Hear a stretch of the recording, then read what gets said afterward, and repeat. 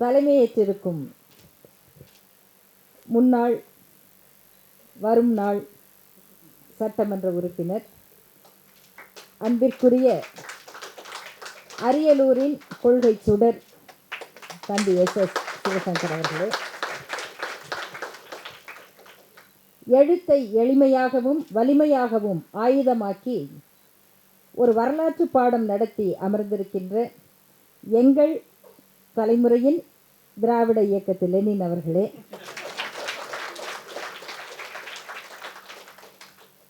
இருவர் படைக்கும் வரலாறாக இந்த ஒரு புதிய எழுச்சி இயக்கத்தை தொடங்கி இருக்கின்ற தோழர்களே, வருகை தந்திருக்கின்ற தோழர்கள் அனைவருக்கும் என்னுடைய வணக்கம். இன்று திராவிட இயக்கத்தின் மாபெரும் தலைவர் பிட்டி தியாகராயரின் நினைவு நாள் என்று தோழர் தீனா குறிப்பிட்டார். நாளை இன்னும் மிக முக்கியமாக இந்த இயக்கத்தை ஒவ்வொரு கிராமத்திலும் தமிழ் பேச தெரிந்த, படிக்க தெரிந்த, தெரியாத அத்தனை பேருக்கும் தன் பாடல் வரிகளால், கவிதைகளால் உணர்ச்சியை ஊட்டிய புரட்சி கவிஞர் பாரதிதாசன் அவர்களுடைய பிறந்த நாள். அவருடைய கவிதைகளை சொல்லித்தான் இந்த திராவிட இயக்க மேடை மிகப்பெரிய எழுச்சியை கண்டது. நானும் அந்த கவிதைகளில்தான் மேடையில் பிறந்தேன். கணக்கன் சொல் ஓவியமே கடவுள், இன்றைக்கு ஒன்று நாளைக்கு ஒன்று என ஒருவன் குறித்ததை மற்றவன் ஒப்பான், ஆதலின் தெய்வம் நிலையிலது ஆகும், தேடத்தக்கது தெய்வமா எண்ணுக, ஒரு குலத்துக்கு ஒரு நீதி சொல்வதும், ஒருத்தி ஐவரை மணந்து உயிர் வாழ்வதும், பெருகும் பொய்மையை மெய்யென பிதற்றலும், பிறர் நூல் கொள்கை அதை ஒப்பிடான் தமிழன், அறத்தை வடவன் செய்யும் படுகொலை, அறத்தை வடவன் செய்யும் படுகொலை, தெற்கில் அனைவருக்கும் ஏற்பட்ட விடுதலை, தூங்கும் புலியை பறை கொண்டெழுப்பினோம், தூய தமிழரை தமிழ் கொண்டெழுப்பினோம் என்று என் 4 வயதில் தந்தை கற்றுக் கொடுத்த அந்த கவிதை, அதுதான் என் ஆசை. தமிழ் அன்னை அவள் முன்னை போல தன்னைத்தானே ஆள வேண்டும், அதுதான் என் ஆசை. இதுதான் அவள் நிலையா, இனி புதுவாழ்வுறல் மலையா, அவள் போரில் நின்று பாரில் நின்று நேர்நிமிர்ந்து வாழ வேண்டும், அதுதான் என் ஆசை என்று தன் கனவை எனக்குள் இறக்கி அண்ணாமலையார் அருளால் சரஸ்வதி கடாட்சம் பெற்று ஒரு குழந்தையாக தந்தை பெரியார் முன்னிலையில் என்னை மேடையேற்றிய என் தந்தை புலவர் அண்ணாமலை, என் தாயார் சரஸ்வதி.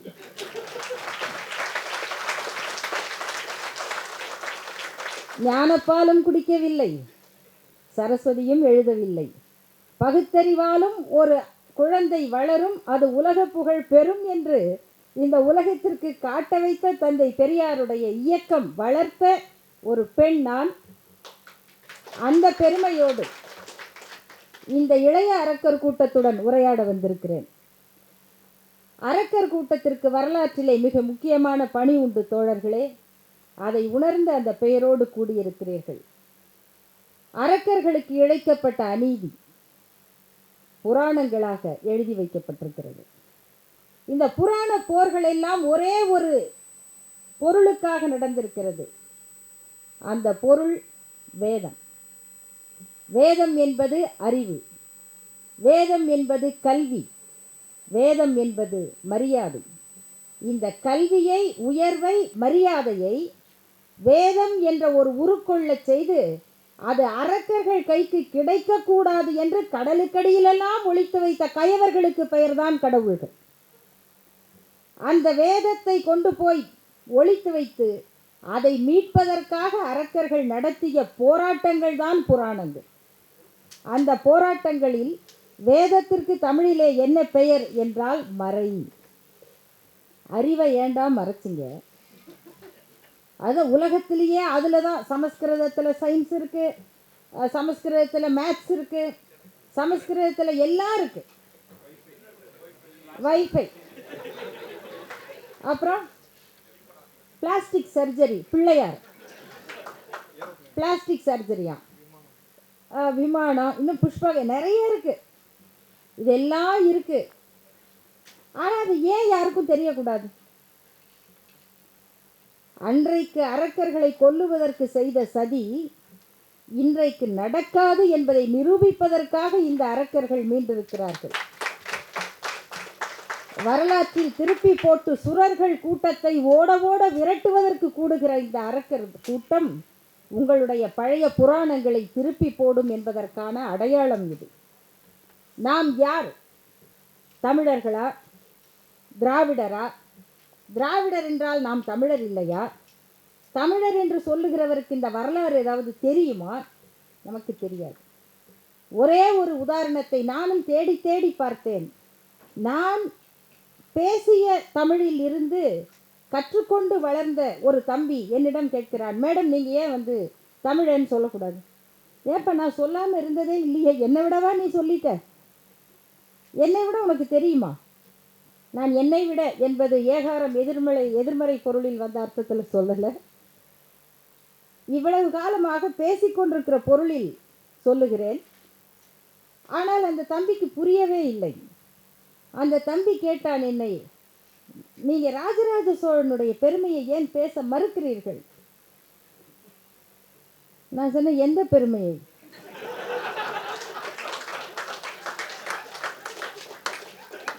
எவ்வளவு பெரிய கோயில், எப்பேற்பட்ட ஆர்கிடெக்சரல் என்ஜினியரிங், ஏன் அதை நீங்கள் பேசக்கூடாது? கண்டிப்பாக பேசுவோம் அப்பா. ஆர்கிடெக்சரல் என்ஜினியரிங் தமிழனுடைய அவனுடைய அறிவியல் வளர்ச்சியில் எந்த காலத்திலோ இருந்திருக்கிறது. நமக்கு பல முப்பாட்டன்கள் இருக்கிறார்கள். அந்த அறிவை பயன்படுத்தி கல்லணையை கட்டினானே அவனும் முன்னோடிதான். இந்த கலையை கற்றுக்கொண்டு இருபெரும் கட்டிடங்களை கட்டி இருக்கிறார்கள். ஒருவன் அணையை கட்டினான், ஒருவன் கோயிலை கட்டினான். நீ இவனை முப்பாட்டன் என்கிறாய், நான் அவனை முப்பாட்டன் என்கிறேன். நான் ராஜராஜ சோழனிடம் நின்றுவிட்டால் வெறுந்தமிழன், கல்லணை வரைக்கும் போனால் திராவிட தமிழன். நல்ல இலக்கியம் படியுங்கள். தந்தை பெரியார் சொன்ன விமர்சனங்களோடு சேர்த்து படியுங்கள். ஒரு நூலை பற்றி ஒரு விமர்சனத்தை தந்தை பெரியார் சொல்லுகிறார் என்றால் நமக்கு கேட்பதற்கு கொஞ்சம் கசப்பாக இருக்கும். ஏன்னா நாம் அதை பற்றி வைத்திருக்கிற மிக உயர்ந்த எண்ணத்துக்கு அது மாறுபடுகிறது. நம்மிடமே சில தோழர்கள் கேட்பார்கள், நீங்கள் ஒரு மாறுபட்ட கருத்தை சொல்லிவிட்டால் இதை நான் ஒத்துக்கலன்னு சொல்ல மாட்டாங்க, தோழர் உங்ககிட்ட இருந்து நான் இதை எதிர்பார்க்கலான்னு. ஏன் அப்போ நீங்கள் என்ன எதிர்பார்த்தீங்க?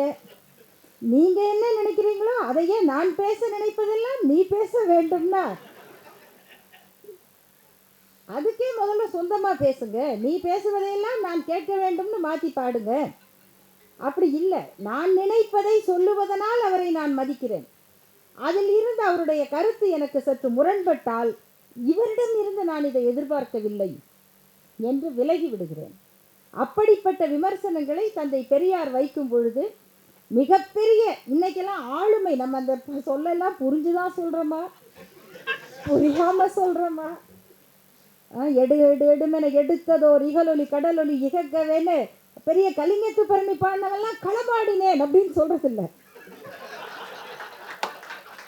கலிங்கத்து பரணி கண்டவெல்லாம் அமைதியா இருக்கிறான். அந்த மாதிரி நான் என்ன ஆளே எத்தனை அடின்னு தெரியல, அதுக்குள்ள நம்ம ஆளுமை, அவர் பெரிய ஆளுமை, இவர் பெரிய ஆளுமை, இலக்கிய ஆளுமைகள். அப்படியே வரலாற்றில் எடுத்தா திருவள்ளுவர், தந்தை பெரியார் எடுத்து ஆய்வு செய்கிறார்.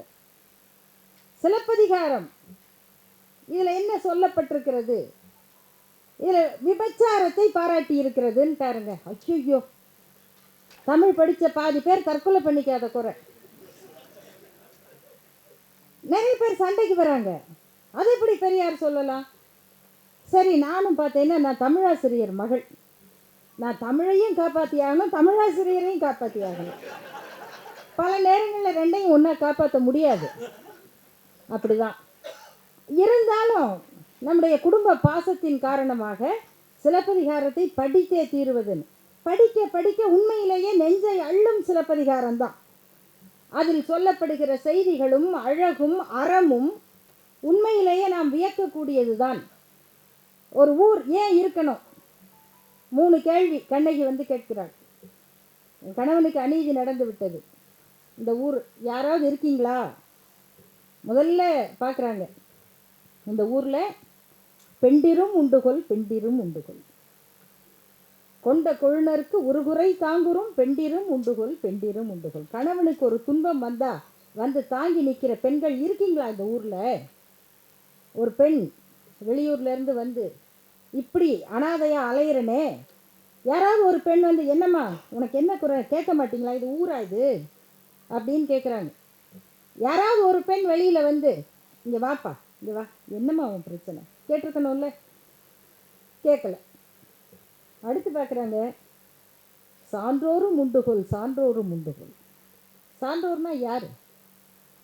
ஈன்ற குழவி எடுத்து வளர்க்குறும் சான்றோரும் உண்டுகொள், சான்றோரும் உண்டுகொள். ஏதோ ஒரு குழந்தை கிடந்துருச்சு ரோட்டோரத்தில், அது கோயிலுக்குள்ளே தூக்கிட்டு போயிடக்கூடாது. ஏதோ ஒரு குழந்தை, அந்த குழந்தை எடுத்து வளர்க்கணும். அது யாரோ பெற்ற குழந்தை, எங்கோ கைவிடப்பட்ட குழந்தை. அந்த குழந்தையின் மீது பரிவு காட்டி வளர்க்குறதுக்கு சான்றோர் இந்த ஊரில் இல்லையா அப்படின்னு அந்த பெண் அலையிறா. ஏன் நினச்சி பார்க்குறேன், எப்படி ஒரு கவிஞன் இப்படி எழுத முடியும்? ஏன் அந்த இடத்துல அவள் ஒரு குழந்தையை வளர்க்கிற சான்றோரை தேடுகிறாள்? ஏன்னா ஊரை விட்டு ஊர் வந்து யாரும் தெரியாது, வண்ணச்சீரடி மண்மகள் அறிந்திலன்னு நடந்து வந்த ஒரு பொண்ணு, கணவனை கொண்டுட்டாங்க, ஊர் பேர் தெரியல, ஒரு பிறந்த குழந்தை போல இந்த ஊரில் நின்று கதறுகிறேனே, இதை கேட்க ஒரு பெரியவங்க இல்லையா அப்படின்னு பார்க்குறாங்க. பெரியவங்களும் இல்லை. இதெல்லாம் இல்லாட்டி இப்போ இந்த கோயில் ஒன்று இருக்கே, அந்த கோயிலுக்குள்ளே ஒரு கடவுள் இருக்குமே, தெய்வமும் உண்டுகொள், தெய்வமும் உண்டுகொள், அறிவரை போகிய தென்னவன் வாயிலில் தெய்வமும் உண்டுகொள். கடவுளும் பதில் சொல்லும். இன்னும் இந்த ஊரில் நல்லவங்களே இல்லை, சாமியும் இல்லை, எதுக்கு இந்த ஊர் இருக்கணும்? எரிச்சல்லான்னு முடிவு பண்ணிட்டாங்க. எரிக்கிறேங்க, எரிச்சிட வேண்டியதானே, இது வரைக்கும் வந்தால் நல்ல சரியாக இருக்குது, இதையா போய் தந்தை பெரியார் குறை சொன்னார் அப்படின்றது. அப்புறம் வந்து எரி உத்தரவு போட்டாங்க, தீ கடவுளை கூப்பிட்டாங்க, அக்னி பகவானே வா எரின்னு. எரின்னு சொன்னோன்னே நீங்கள் பெட்ரோலை ஊற்றிட்டீங்க, நெருப்பை கிழிக்கிறீங்க. தீக்குச்சி கொஞ்சம் வெயிட் பண்ணுமா, எந்தெந்த பக்கம் பற்ற வைக்கலாம், பாம் போட்டவுடனே கொஞ்சம் நின்று வெடிக்குமா? ஆனால் அக்னி தேவன் கண்ணகியின் முன்னால் கை கட்டி கேட்கிறார், யார் யாரை எரிக்கணும்? அதான் ஊர்லேயே ஒன்றும் இல்லை எரிங்கன்னு சொல்லிட்டாங்கல்ல, யாரை எரிக்கணும்னு அக்னி கேட்குது. கண்ணகி சொல்கிறாங்க, பார்ப்பான், பத்தினி, பசு, குழந்தைகள், இவர்களை விட்டு தீக்கிரத்தோர் பக்கம் சாய்க. ஊரையே எரிக்கிறதுன்னதுக்கப்புறம் இவங்க யார்? பார்ப்பனர். ஏன் அவரை விட்டு வைக்கணும்? பத்தினி, அதான் இல்லையா யாரும் அங்கே, இருந்திருந்தா வந்து கேட்டிருப்பாங்கல்ல. அதை மீறி பத்தினி, சரி அது ரொம்ப முயன்று பெற்ற பட்டம், பெரிய கஷ்டம், அது தகுதி, அதனால் அவங்களெல்லாம் விட்டுருங்க. அப்புறம் பசு, அது என்ன, அப்புறம் பசு விலங்குக்குன்னு ஒரு இரக்கம் காட்டணும்னா இதை விட்டுட்டு அப்புறம் ஆட்டை கொள்ளலாம், மற்றதெல்லாம் கொள்ளலாம். இது மட்டும்னா இதில் என்ன சொல்லப்படுது? இது சொல்லுகிற நீதி என்ன? இதைத்தான் தந்தை பெரியார் இந்த ஆரிய தன்மைக்கு ஏற்ப பாடப்பட்டது, அதை சொல்லக்கூடாதா? இதை சொல்லுவதனால் இளங்கோவடிகள் மீது கொண்ட மரியாதை குறைந்து விடுமா? என்ன கேள்வி? சிலப்பதிகாரம் விபச்சாரத்தை பாராட்டியதுன்னு சொன்னார். மாதவி ஆடினாள், தலைக்கோல் வாங்கினாள், அவளுடைய மாலையை கொண்டு போய் விற்று கோவலனை கூட்டிகிட்டு வராங்க. மாலையை வாங்குகிறவன் அவளை அடையலாம். எங்கே கொண்டு போய் விற்றாங்கன்னு பார்த்தா இளங்கோவடிகள் சொல்கிறாருங்க, நகர நம்பியர் திரிதரு மருங்கில்னு எழுதியிருக்கார். என்னது இது? மைனர்கள் சுத்துற இடம்னு அந்த காலத்து மதுரையில் பூம்புகார். நகர நம்பியர் திரிதரு மருங்கில், இதை வந்து நீங்கள் சரின்னு சொல்லுவீங்களா? இது பழந்தமிழில் பாடப்பட்டது என்பதனால் இந்த நடைமுறையை, இந்த ஒழுக்கத்தை சரியான ஒழுக்கம் என்று நாம் ஏற்றுக்கொள்ள முடியுமா? இந்த ஒழுக்கத்தை தவறு என்று சொல்லாவிட்டால் அடுத்த தலைமுறைக்கு நீங்கள் யாரை சரியான ஆளாக, தமிழனாக காட்டுவீர்கள்? எல்லாம் தமிழில் எழுதப்பட்டது. அதை அறிவோடு நோக்குகிற அந்த பார்வையை கொடுத்தால்தான் அது சரியான அடுத்த தலைமுறை பாடமாக இருக்கும். அந்த ஆய்வு பார்வையை தந்தை பெரியார் வைத்தார். இது வச்சு நமக்கு இன்னைக்கு விளக்கி சொல்லி, தமிழ்னா என்ன, தமிழ் இனம் எது, இதில் திராவிடம் என்பது எது, இன்னைக்கு நம்முடைய பார்வை என்னவாக இருக்க வேண்டும், இதெல்லாம் தந்தை பெரியார் சொல்லிட்டார். இப்போ நம்ம இவங்க சொன்ன இந்த விளக்கத்தெல்லாம் எனக்கு 2.0 அப்படின்ன ஒன்று, சரி 2.0 அதான் நமக்கு தெரியும். 2.0 சரி, அது அமெரிக்கன் பயன்பாடு. அப்புறம் இது என்ன அப்படின்னா, இது அப்டேட்டட் வெர்ஷன் ஆஃப் வாட்? இதை சார் நம்ம எப்படி அப்டேட் பண்ணிக்கிறது? நம்மளை அப்டேட் பண்ணிக்கிறோமா அப்படின்னு பார்த்தா, உண்மையிலேயே நம்மளை தான் நம்ம அப்டேட் பண்ணிக்க வேண்டி இருக்கு. எதை வச்சு அப்டேட் பண்ணுறது? நமக்கு எது அல்டிமேட் மாடல் எது அப்படின்னு பார்த்தா பெரியார் தான். நம்ம இன்னைக்கு கொஞ்சம் கொஞ்சமாக போகிறோம். அவர் பார்த்தா அன்னைக்கே எங்கேயோ பாஞ்சிட்டு இருக்கார். அப்புறம் கேட்குறாங்க, என்ன நீங்கள் இதெல்லாம் சொல்கிறீங்களே, இதெல்லாம் நடைமுறைக்கு வருமா அப்படின்னு கேட்குறாங்க. அப்போவே நடைமுறைக்கு இதெல்லாம் உதவுமா? அப்போ தந்தை பெரியார் சொல்கிறாரு, இந்த இடத்துல அது அவர் என்ன நினச்சி சொன்னார் அப்படிங்கிறது உண்மையிலேயே ரொம்ப மனதை தொடுவதாக இருந்தது.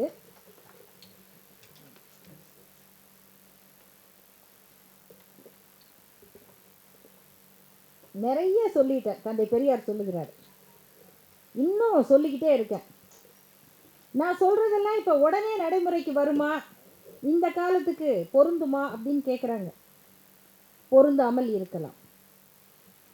பின்னால் வருபவர்களுக்கு அது புரியும். ஆனால் இதை ஏன் இப்படி சொல்கிறேன் அப்படின்னா, தந்தை பெரியார் சொன்ன உதாரணம்.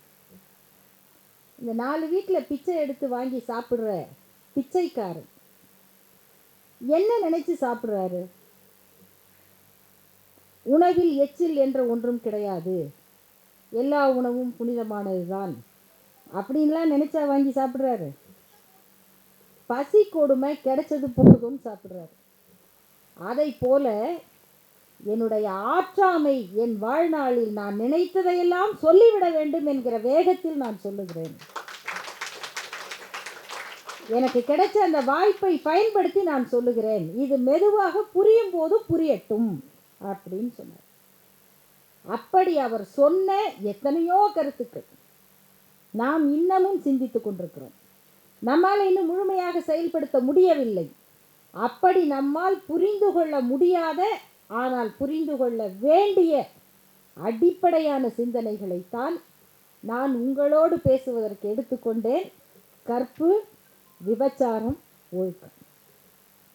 இன்னைக்கு இந்தியா இருக்கிற நிலைமையில் இந்த மாதிரியெல்லாம் தேவையா இந்த தலைப்பு? 4 பக்கமும் பெட்ரோல் பாம்பை போட்டுக்கிட்டு நம்மளை டென்ஷன் பண்ணிக்கிட்டு இருக்காங்க. நிம்மதியாக ஒரு தோழர், ஒரு எழுத்தாளர், அவங்க எழுதியிருக்காங்க, என்னங்க ஒரு நல்ல பாட்டு கேட்டே ரொம்ப நாள் ஆச்சு, 24x7 இந்த மனநோயாளிகள் பண்ணுற இந்த டென்ஷனை நினைக்கிறதுக்கே நேரம் பத்த மாட்டேங்குது. ஒரு நல்ல பாட்டு கேட்கவும், ஒரு நல்ல ஓவியத்தை பற்றி பேசவும் கூட மனதில் குற்ற உணர்ச்சி ஏற்படுது. நம்ம ஒரு நிம்மதியாக சாப்பிடவோ, ஒரு சிரித்து மகிழ்ச்சியாக இருக்கவோ குற்ற உணர்ச்சி ஏற்படுகிற அளவுக்கு இந்த நாட்டை பதற்றத்தில் வச்சுக்கிட்டு இருக்காங்க. நாம் அந்த பதட்டத்துக்கு இரையாகிக்கிட்டு இருக்கிறோம். அதுக்கு அப்பப்போ நம்ம எதிர்வினையாற்றிக்கிட்டு இருக்கிறோம். அப்போ நமக்கு என்ன வேண்டி இருக்கு அப்படின்னா, முதல்ல நிதானம் வேண்டியிருக்கு. நம்ம எல்லாரும் நிதானப்பட வேண்டியிருக்கு. நாம் எதிர்வினையாற்றுவதில் இருந்து நம்முடைய வேலைகளை தொடர்ந்து செய்ய வேண்டியது. நம்முடைய இயக்கம், நம்முடைய தத்துவம் எதை இந்த மண்ணிலே விதைத்ததோ அதை நாம் தொடர்ந்து செய்ய வேண்டியிருக்கு.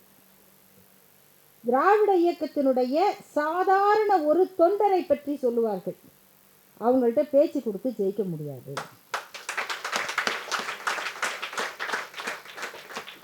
கோபல்லபுரத்து மக்கள் அப்படின்னு எழுத்தாளர் கி ராஜநாராயணன் அவர்கள் அந்த கிராமத்தை பற்றிய கதை எழுதினார்.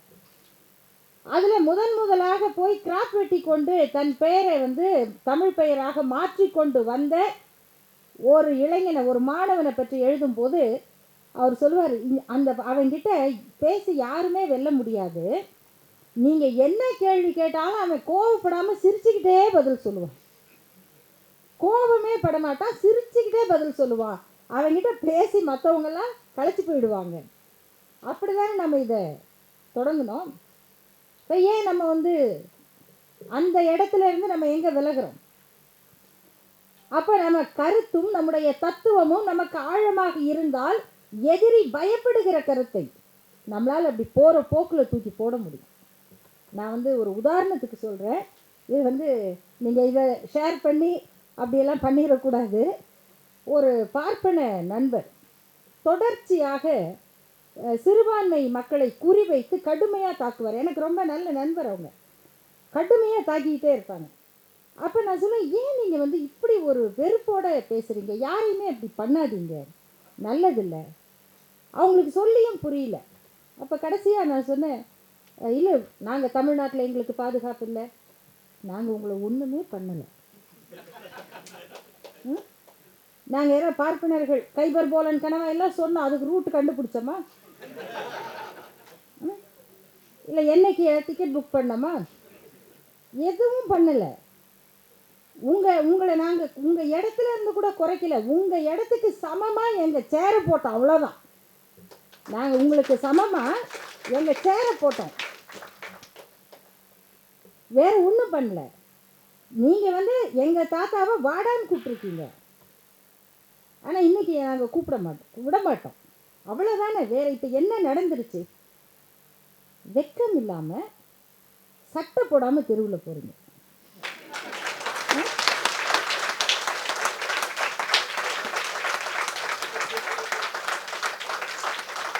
எதுக்கு எதுக்கு போகிறீங்க சொல்லுங்க. என்ன உங்கள் உடல் அழகை பார்த்து ஏன் இது எதுக்காக யோசிச்சு பாருங்க. நான் கேட்டேன், கோயிலில் ஒரு ஒரு பாதிரியாரோ இல்லை ஒரு சாதாரண ஒரு ஏழை கிறிஸ்தவனோ கிழிசலை மறைச்சி ஒரு நல்ல உடை அணிந்து கொண்டு உள்ளே போய் உட்கார்றாங்க. ஒரு இஸ்லாமியன் ஏழையோ பணக்காரனோ இந்த கை முட்டி வரைக்கும் உடையை அணிந்து கொண்டு ரெண்டு பேரும் ஒரே மாதிரி போய் உள்ளே உட்கார்றாங்க. ஆனால் கோயிலுக்குள்ளே வரும்போது சட்டையை கழட்டிட்டு வான்னு சொன்னீங்களே, நீங்கள் அதன் பின்னணி என்ன? எதுக்காக சொன்னீங்க? இப்போயும் அந்த பெருமையை காட்டுறதுக்கு தானே சட்டையை போடாமல் தெருவில் போகிறீங்க. அந்த உங்கள் உடம்புல கைப்படாமல் அந்த நூலை எடுக்கிறதுக்கே உங்களுக்கு இப்படி இருக்கு இல்லையா? ஏன் இதுக்கே பயப்படுற நீங்கள் ஒரு சமூகத்தின் மீது இப்படி ஒரு வெறுப்பு, ஒரு அச்ச உணர்வை, அவங்க வாழ்க்கையை பற்றிய பயத்தை நீங்கள் உண்டாக்கலாமா அப்படின்னு கேட்டேன். கடைசி வரைக்கும் அவங்களுக்கு புரியவே இல்லை. கடைசியாக அவங்க என்ன சொன்னாங்கன்னா, அதெல்லாம் அவங்க வேற நம்ம வேற. நான் சொன்னேன், நம்ம வேற அவங்க வேறையா? நீங்கள் வேற நாங்கள் வேற.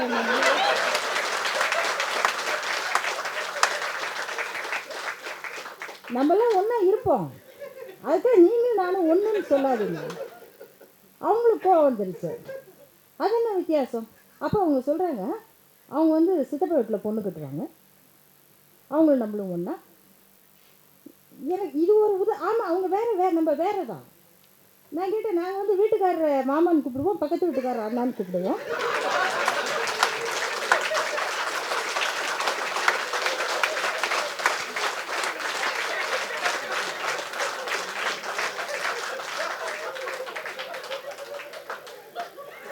என்ன சொல்லுவாங்க, வேறு மாப்பிள்ளை பார்க்கும்போது அன்னைக்கு இந்த ஹோட்டலில் தோசை சாப்பிட்டதை ஒருத்தன் பார்த்தானா, இந்த பொண்ணு அந்த பையனோட சுற்றிக்கிட்டு இருந்துச்சு.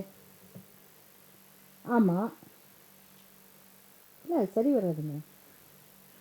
நான் பார்த்தேன். எங்கே பார்த்தேன்? தோசை சாப்பிட்றப்ப பார்த்தேன்.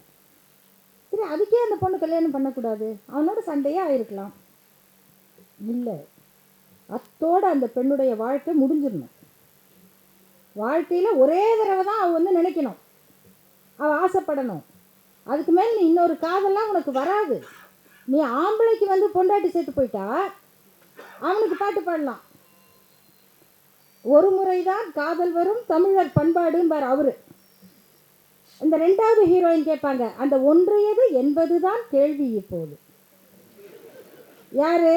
ரெண்டாவது ஹீரோயின். அவர் சொல்லுவார், வருவதெல்லாம் காதலித்தால் வாழ்வது எப்போது, தன் வாழ்க்கையையே காதலித்தால் தெரியும் அப்போது. ஆண் கவியை வெல்ல வந்த பெண் கவியே வருக, உங்கள் பெட்டகத்தை திறந்து வைத்து பொருளை அள்ளி தருகன்னு செகண்ட் ஹீரோயின் பண்ணோம்.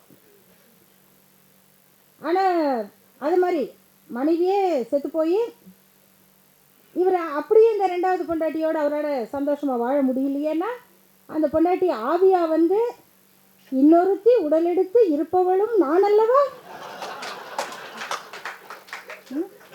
கண்ணெடுத்தும் பாராமல் கலங்குவதும் வீணல்லவா மன்னவா மன்னவா அப்படின்னு 3 தடவை வேற கூப்பிட்டு அவனை சந்தோஷமாக வேற வாழ வைக்கணும் பேயா வந்து. ஆனால் இவர் வந்து வாழும்போதே சொல்லிட்டாரு, எழுத்தாளர் பிரபஞ்சன் தான் ரொம்ப ரொம்ப முன்னாடி சொன்னார், இந்த மாதிரி இப்படி பாடியிருக்காங்க பாருங்கள். இவர் செத்து போயிட போகிறாரு, கேன்சர் பேஷண்ட்டு. அவர் சொல்கிறாரு, நீ வந்து வேறு கல்யாணம் பண்ணிக்கோ. அவர் பேயெல்லாம் வரல, இருக்கும்போதே சொல்கிறார், நான் செத்து போயிட்டேன், நீ வேறு கல்யாணம் பண்ணிக்கமானோன்னு அந்த அம்மா வந்து, தெய்வத்தின் மார்பில் சூடிய மாலை தெருவினிலே விழலாமா, தெருவினிலே விழுந்தாலும் வேறொரு கை தொடலாமா, ஒரு கொடியில் ஒரு முறைதான் மலரும் மலரல்லவா, ஒரு மனதில் ஒரு முறைதான் வளரும் உறவல்லவா, சொன்னது நீதானா, சொல் சொல் தான் அங்கேயும் 3 தடவை. அதையும் பெண்ணே பாடணும். ஆனால் இந்த 2 பாட்டையும் அநேகமாக கண்ணதாசன் தான் எழுதினாருன்னு நினைக்கிறேன். ஆனால் ஆண்கள் தான் இயக்குறாங்க, ஆண்கள் தான் இசையமைக்கிறாங்க. அந்த குரல் கொடுத்ததும் முக பாவனையை மட்டும் பெண்கள். இதை திருப்பி திருப்பி திருப்பி அந்த பெண்ணுக்கு வந்து ஊட்டிக்கொண்டே இருப்பதன் மூலம் அவங்க வாழ்க்கை வந்து அத்தோடு முடிஞ்சு போச்சு அப்படின்னு நினைக்க வைக்கிறது. திருமணம் பண்ணுறாங்க, ஒத்து வரல. இப்போ திருமணமே பிரச்சனை தான். அதில் வந்து வட்டத்துக்குள் சதுரம். முதல்ல வட்டம் வந்து ஜாதி, அதுக்குள்ளே சதுரம் வந்து ஜாதகம். நீங்கள் இந்த வட்டத்துக்குள் சதுரத்தை போட்டு அதுக்குள்ளே 2 பேரை பிடிக்கணும். அந்த 2 பேரில் ஆண் வந்து அந்த பெண்ணை விட படித்தவனாக இருக்கணும் அதிகமாக. அப்புறம் உடம்பளவில் கூட அவன் உயரமாக இருக்கணும், அந்த பெண் உடம்பளவில் கூட உயரமாக இருக்கக்கூடாது. இதுக்குள்ளெல்லாம் தேடி தேடி தேடி பிடிச்சி அடுத்த மாதத்தில் அந்த பையன் அந்த பொண்ணை போட்டு அடின்னு அடிக்கிறான்.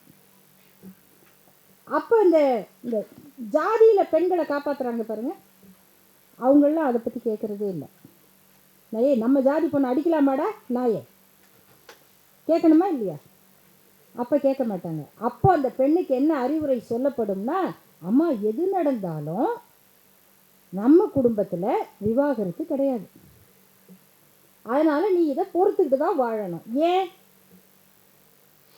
நீங்கள் வேறு விவாகரத்து பண்ணி வேறு கல்யாணம் பண்ணிட்டீங்கன்னா உங்கள் கற்பு போயிடும். கணவர் செத்து போயிட்டார், விதவை ஆயிட்டாங்க, சரி இப்போயாவது கல்யாணம் பண்ணலாமா? இப்பையும் பண்ணக்கூடாது. அதை அந்த பொண்ணு கேட்காம இருக்கிறதுக்கு அந்த பெண்ணை என்னெல்லாம் கொடுமைப்படுத்தலாமோ அவ்வளவும் கொடுமைப்படுத்தினாங்க. இன்னும் சொன்னால் பெரியார் சொன்னார், உடன்கட்டை ஏறி இருந்தால் கூட ஒரு நாள் துன்பம், நீங்கள் அந்த பெண்ணை வாழ்நாள் முழுக்க கொடுமைப்படுத்துகிறீங்களே, இது நியாயமா அப்படின்னு.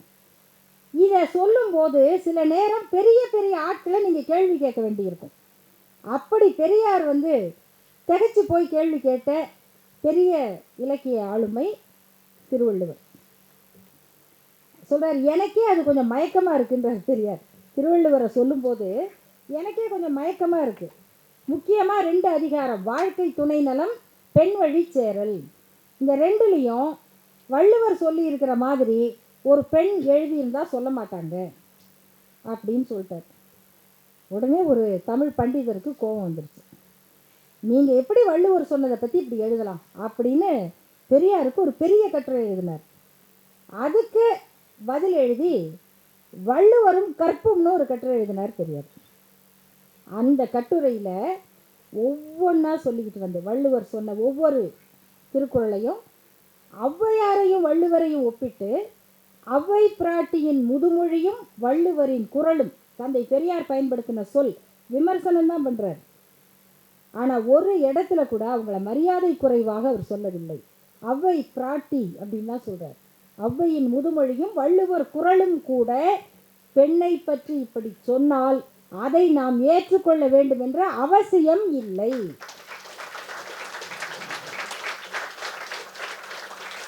அவசியம் இல்லை அப்படின்ட்டு அதுக்கு அடுத்த கட்டத்தில் தான் இந்த ஒழுக்கத்தை பற்றி நீங்கள் என்ன சொல்கிறீங்க, எங்கே வருது இது? கற்பு கெட்டு போனால் விபச்சாரம்.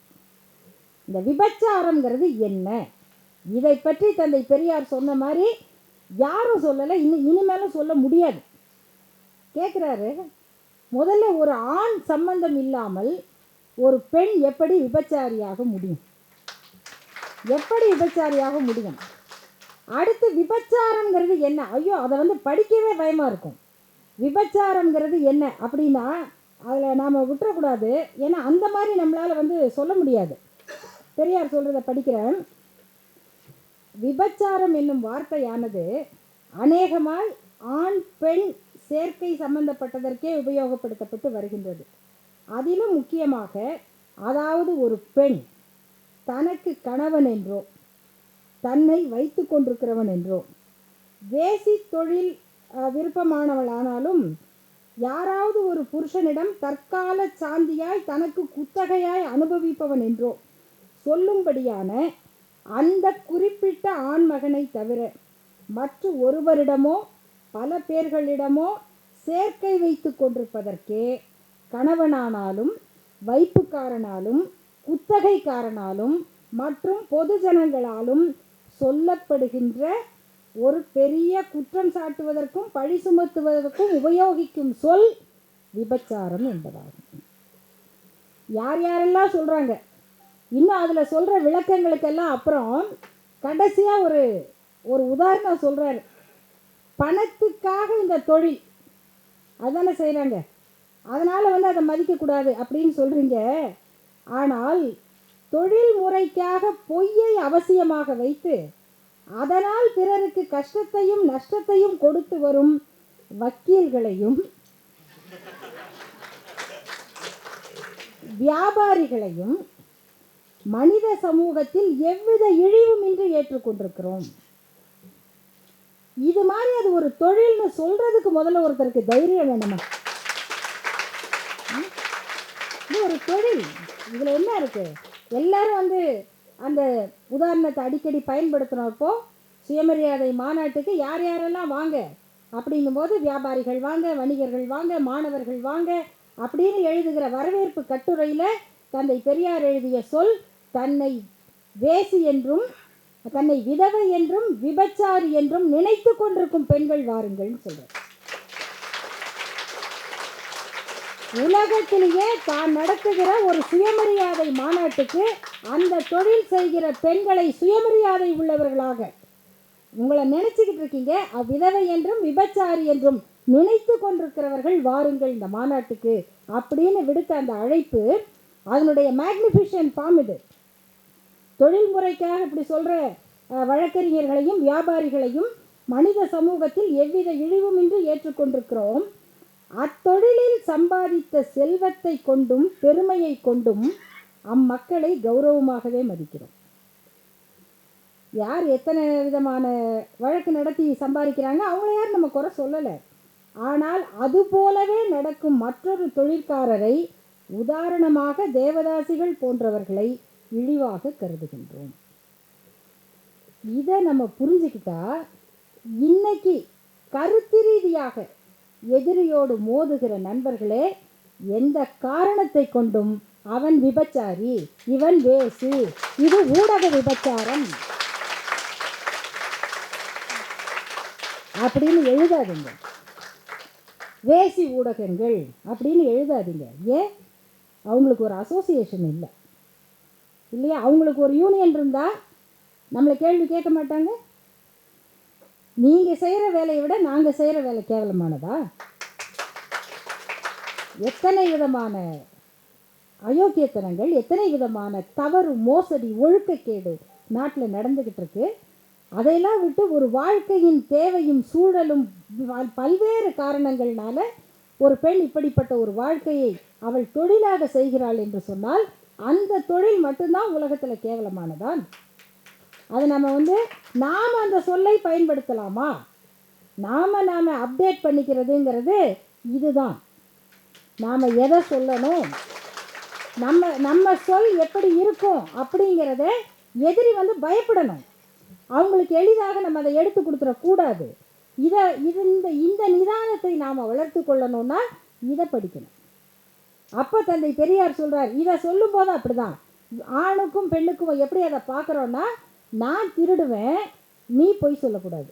அதாவது ஒரு ஆணும் பெண்ணும் எப்படி பேசுகிறாங்கன்னு சொல்கிறார். நான் திருடுவேன், நீ பொய் சொல்லக்கூடாது.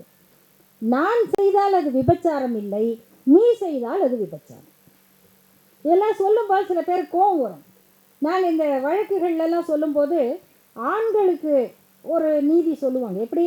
ஒரு ஆணுக்கு மனைவியே பிடிக்கலைன்னா அவர் கல்யாணம் பண்ணும்போதே பிடிக்கல, வேண்டான்னாரு. ஆனால் வற்புறுத்தி கட்டி வச்சுட்டாங்க. பையனுக்கும் அப்படி தான் நடக்கும் நம்ம ஊரில். அதில் அந்த பொண்ணு ரொம்ப ஒல்லியாக இருக்குன்றான், கண்ணமே டொக்கா இருக்குன்னா, நம்ம வீட்டுக்கு சாப்பிட்டா நல்லாயிடும்டா அப்படின்னு சொல்லி கல்யாணம் பண்ணி வச்சிட்டாங்க. அது ஆகவே இல்லை. அவனுக்கு பிடிக்கவே இல்லை. அவனுக்கு கடைசியாக அவனுக்கு பிடிச்ச மாதிரி ஒரு பெண்ணை பார்த்தோன்னா அவனுக்கு காதல் வந்துடுச்சு. வரதானே செய்யும். அப்போது அவன் அந்த பெண்ணோட வாழ்கிறேன்னு ஆரம்பிச்சிட்டான். இப்போ இந்த பெண்ணுக்கு எல்லாரும் என்ன அறிவுரை சொல்கிறாங்க மனைவிக்கு அப்படின்னா, மனைவிக்கு சொல்கிற அறிவுரை இதை பாருமா, உனக்கு சாமர்த்தியம் பத்தலை இல்லையா, உனக்கு திறமை இல்லை, நீ அவனை போக விட்டுட்ட. ஆம்பளைன்னா அப்படி தான். இன்னும் இதுக்கு சொல்கிற நீதி கோர்ட்டில் சில சமயம் நீதிபதிகளாக இருக்க வேண்டியவங்க சொல்லுவாங்க, மேடம் ஏன் மேடம் இவ்வளோ இமோஷ்னலாக பேசுகிறீங்க, இது வீட்லேயே சாப்பிட்டுக்கிட்டு இருக்கான், ஒரு நாளைக்கு ஒரு சேஞ்சுக்கு ஹோட்டலில் சாப்பிட்றது இல்லையா? உதாரணம், ஹோட்டல் சாப்பாடு தினம் உனக்கே சோறு போட்டுக்கிட்டு இருக்குனே, உனக்கு டேஸ்டே தெரியலையே அப்படின்னு மனைவி நினச்சா, ஒரு வெரைட்டியாக இன்னும் 2 பேருக்கு சாப்பாடு போட்டு பார்க்குறேனே இல்லையா? அப்படி சொல்ல ஆரம்பித்தாலே எவ்வளோ ஆபாசமாக இருக்குது.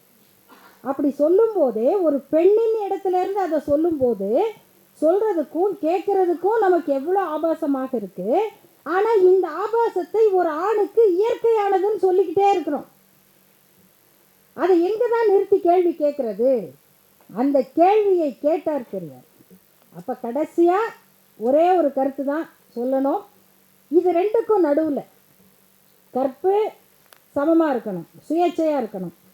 விபச்சாரம் ஒழுக்கக்கேடுனா 2 பேரும் அதுக்கு பொறுப்பு. இல்லைன்னா அதை பற்றி கேவலமாக பேசாத, விட்டுரு. ஆனால் வாழ்க்கைக்குன்னு ஒன்று வேணும்ல. இது எதுவுமே இல்லைன்னா வாழ்க்கையில் என்ன இருக்குது? அப்படியே போகிற போக்கில் இருக்க முடியாது. அப்போது 2 பேர் சேர்ந்து வாழ்வதற்கு என்ன வேணும் அப்படின்னா, தந்தை பெரியார் சொன்ன ஒரே சொல் அறம், ஒழுக்கம் வேணும். ஒழுக்கம். இந்த ஒழுக்கத்துக்கு பால் பேதம் கிடையாது. பெரியார் சொன்ன ஒழுக்கத்துக்கு ஆண் பெண் மேல் கீழ் பேதம் கிடையாது. அது பொதுவானது. ஆண்களை பற்றி சொல்லும் போதெல்லாம் ஆண்களுக்கு ஆளுமை, வன்மை, கோபம் இதெல்லாம் ஆண்களுக்குரியது. அடக்கம், பேணும் திறம் இதெல்லாம் பெண்களுக்குரியது. அப்போ பெரியார் கேட்குறாரு, அது எப்படி அப்படி இருக்க முடியும்?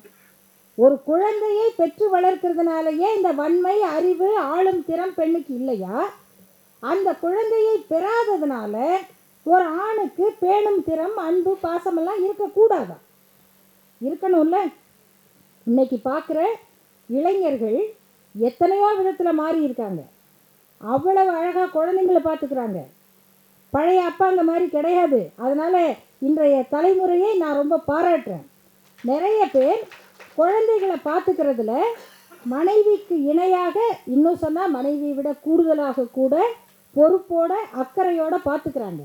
அந்த குழந்தையின் மீதான அன்பை இயற்கையாக அவங்க உருவாக்குறாங்க. அப்போ அது ஏன் ஆணுக்கு இல்லைன்னு சொன்னீங்க? இந்த கேள்வியை கேட்கும்போது ஒரு ஆணை ஒரு அன்பில்லாதவனாக, பண்பில்லாதவனாக, நெறியற்றவனாக, ஒழுக்கமற்றவனாக வளர்க்கிற ஒரு சமூகம் பண்புள்ள சமூகமாக இருக்காது. ஒரு பக்கம் இப்படி ஒரு கூட்டத்தை வளர்த்து கொண்டு இன்னொரு பக்கம் அடிமையாக, வெறும் வேலைக்காரியாக ஒரு கூட்டத்தை உருவாக்கி இவங்க 2 பேருக்கும் கல்யாணத்தை பண்ணி வச்சு இவங்களுக்கு பிறக்கிற குழந்தைகளுக்கு என்ன அறிவு இருக்கும், என்ன பண்பாடு இருக்கும்? அப்போ ஒரு சரியான சமூகத்தை உருவாக்குகிற பொறுப்பை ஏற்றுக்கொண்டிருக்கிற நாம், இந்த சமூகத்துக்கு நாம் முன்வைக்கிற அந்த நெறி என்பது பக்தி நெறி அல்ல, ஒழுக்கம். அந்த ஒழுக்கத்துக்கு தான் தந்தை பெரியார் சொன்னார், ஒழுக்கம் என்பது பொது சொத்து, பக்தி என்பது தனி சொத்து. எனக்கு பக்தி இருக்கலாம், இல்லாமல் இருக்கலாம். அதுக்கு உதாரணமும் சொன்னார். எங்கள் பக்கத்து வீட்டுக்காரருக்கு கடவுள் நம்பிக்கை இல்லைன்னா நம்மளுக்கு ஒன்றும் பிரச்சனை இல்லை. ஆனால் அவர் கொஞ்சம் ஒழுக்கம் இல்லாதவர்னா சுற்றி முற்றி இருக்கிற யாரும் தூங்க முடியாது. அதனால் அவருக்கு பக்தி இருக்குது இல்லைங்கிறது பிரச்சனை அல்ல. பக்தி என்பது தனி சொத்து, ஒழுக்கம் என்பது பொது சொத்து என்பது பொது சமூகத்துக்கு மட்டுமல்ல, ஆண் பெண்ணுக்கு இடையிலான உறவில் அந்த ஒழுக்கத்தை பொதுமையாக்க வேண்டும் அப்படிங்கிறது தான் தந்தை பெரியார் வைத்த மாற்று. இன்றைக்கி நம்ம சமூகத்தில் எந்த அடிப்படையில் அது செயல்படுதுங்கிறத கொஞ்சம் கூர்ந்து கவனிங்க. எப்படிப்பட்ட ஒழுக்கம்? நான் இன்னைக்கு ஒரு குழந்தையின் கொலையை பற்றி உலகமே அதிர்ச்சி அடைஞ்சிருக்கு. அடுத்து இன்னொரு குழந்தை இன்னொரு வழிபாட்டு தலத்தில் வைத்து சித்திரவதை செய்யப்பட்டதாக செய்திகள் வந்துகிட்டு இருக்கு. இந்த மாதிரியான விளைவுகள் திட்டமிட்டு உருவாக்கப்படுகிற ஒரு சூழல் இருக்கும். ஒரு குழந்தைய, ஒரு பெண்ணை, ஒரு 2 வயசு பெண்ணை, இன்னும் அதை விட சின்ன குழந்தைய எப்படி பார்க்குறாங்க? நான் திரும்ப திரும்ப சொல்கிறது, நம்முடைய குழந்தைகளை வளர்ப்பவர்களுக்கு பெண் குழந்தைகள் என்று வளர்த்தால் அதுக்கு கவுன் தான் போடணும்னு நினைக்காதீங்க. பெண் குழந்தையின் உடல் என்பது வெளிக்காட்டுவதற்கான உடல் என்ற எண்ணத்தை உண்டாக்காதீர்கள். ஒரு பையனுக்கு எப்படி டிஷர்ட்டும் பனியனும் பேண்ட்டும் போடுறீங்களோ அதே மாதிரியாக பெண் குழந்தைக்கும் டிஷர்ட்டும் பேண்ட்டும் போட்டு வளருங்க. அதுதானே பெரியார் சொன்னார். வெறும் மாடர்ன் ட்ரெஸ் இல்லை, வெறும் மாடர்ன் ட்ரெஸ்ஸுக்கும் உரிமையான கௌரவமான உடைங்கிறதுக்கு வித்தியாசம் இருக்குது. தந்தை பெரியார் சொன்னார், என்ன சொல்கிறது, எப்படி ட்ரெஸ் பண்ணுங்க, ஆண்களை போல பண்ணுங்கன்னாரு. ஆண்கள்னா உயர்ந்தவர்களா அப்படின்னு கேட்டாங்க. ஆண்கள்னா உயர்ந்தவர்கள்னு இல்லை, ஆண்களுடைய உடலை கௌரவப்படுத்துவது. ஆண்கள் யாரும் எனக்கு தெரிஞ்சு ஸ்லீவ்லெஸ் போடுறதில்ல, ஆண்களுடைய உடையில் வயிறு தெரியறதில்ல, முதுகு தெரியறதில்ல, கணுக்கால் தெரியறதில்ல. ஒரு டென்னிஸ் கேம் அப்படின்னு பார்க்குறோம். ஆண்களுடைய விளையாட்டை பெரும்பாலும் விளையாட்டுக்காகவே பார்க்குறாங்க. பெண்களுடைய விளையாட்டுக்கு எதுக்கு பார்க்குறாங்கன்னு தெரியல. விளையாட்டுக்காக பார்க்குறது கொஞ்சம், அவர்களுடைய உடலையும் அவர்களுடைய உடையையும் அவர்களுடைய உடல் அழகையும் பார்ப்பதற்காகவே விளம்பர நிறுவனங்கள் அந்த உடைகளை வடிவமைக்கின்றன. அப்போ ஒரு கேள்வி வருது, உரிமை எது? அப்போ அது என் உரிமை, உங்கள் உரிமை தான். ஆனால் அந்த உரிமை என்பது எதன் அடிப்படையிலே அங்கே வரையப்படுகிறதுங்கிறத நம்ம கொஞ்சம் புரிஞ்சுக்கணும். உரிமையான உடை என்பதும் கவர்ச்சியான உடை என்பதற்கும் வித்தியாசம் இருக்குது. ஆண்கள் பாராட்டுகிற உடையாக இருந்தால் கண்டிப்பாக நீங்கள் போடாதீங்க.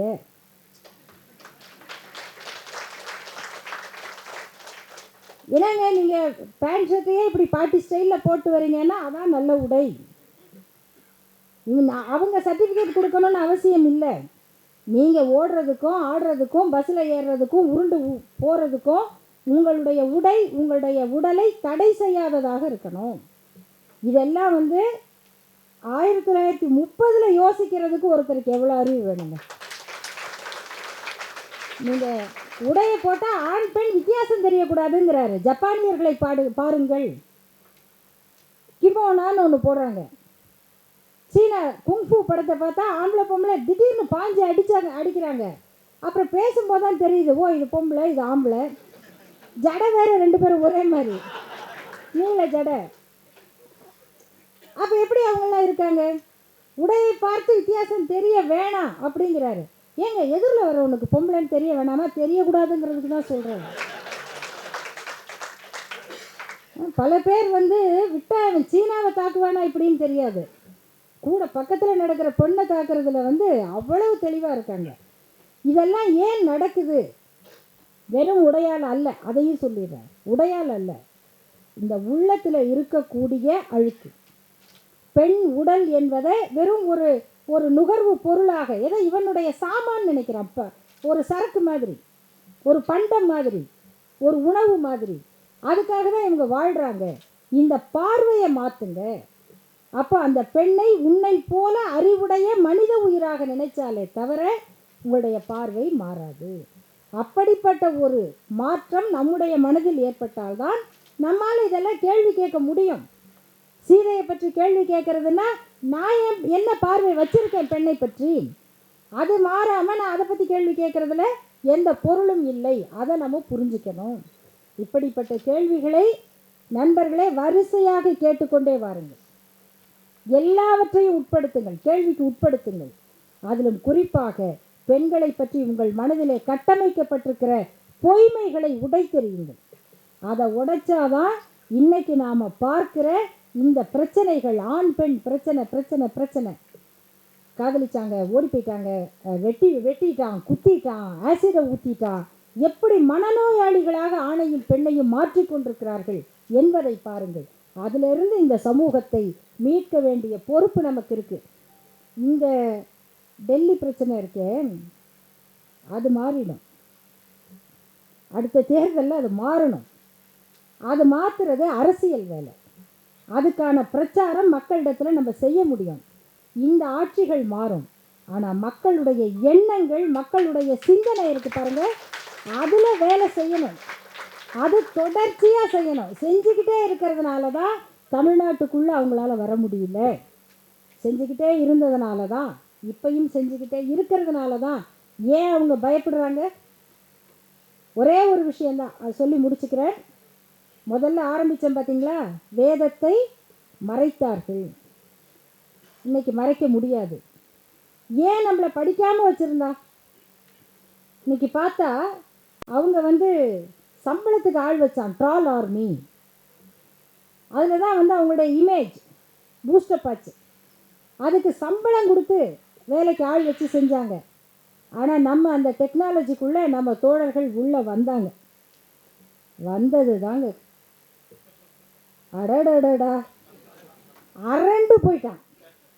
ஒரு பொய்யை எப்படி உருவாக்குறியா தெரிஞ்சுக்கிட்டோமா, போட்டாங்க பாருங்க ஒரு 10 பொய். நானே நம்பிட்டேன்.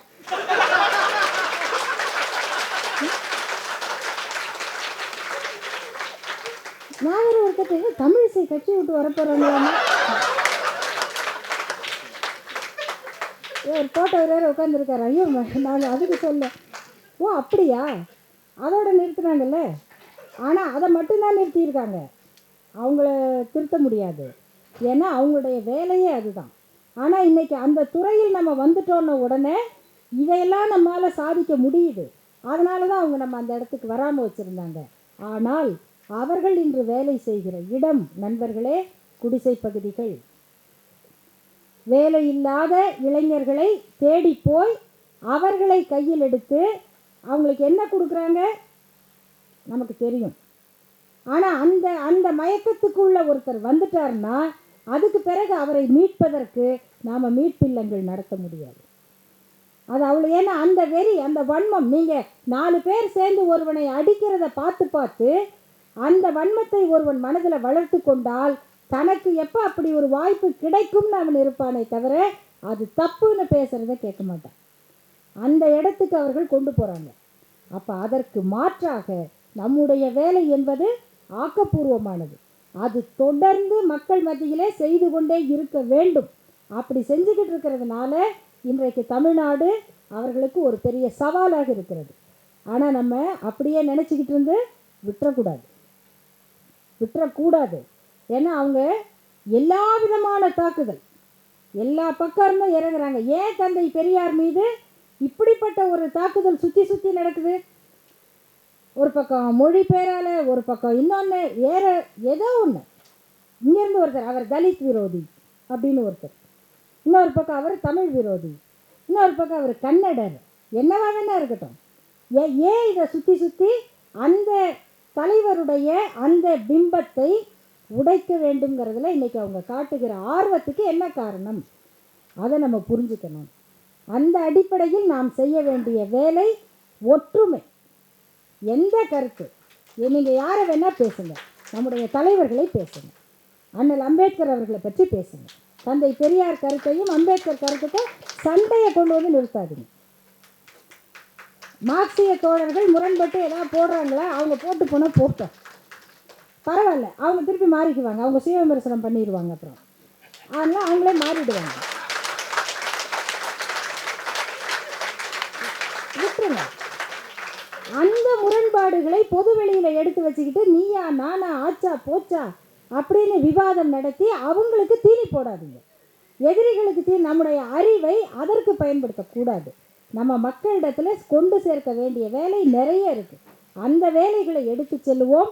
நான் முதலில் சொன்னதை போல முதல்ல நம்ம நிதானத்துக்கு வருவோம். எதிரிகள் மனநோயாளிகள், அவர்கள் நம்மை பதற்றப்படுத்த தான் செய்வார்கள். ஆனால் நாம் அந்த பதற்றத்திற்கு இலக்காகிவிடக்கூடாது. நாம் நிதானமாக தந்தை பெரியார் எதிர்கொண்டதைப் போல, பேரறிஞர் அண்ணா அவர்கள் எதிர்கொண்டதைப் போல, தலைவர் கலைஞர் அவர்கள் எதிர்கொண்டதைப் போல நாம் என்ன நடந்தாலும் நிதானமாக நம்முடைய மக்களிடம் திரும்ப பிரச்சாரம் செய்வதுதான் நம்முடைய வேலை. அதை நோக்கி உங்களுடைய இந்த பயணம் இன்னும் 2.0ங்கிறது இதற்கு மேலும் அப்டேட் ஆகட்டும் என்று சொல்லி விடைபெறுகிறேன். நன்றி.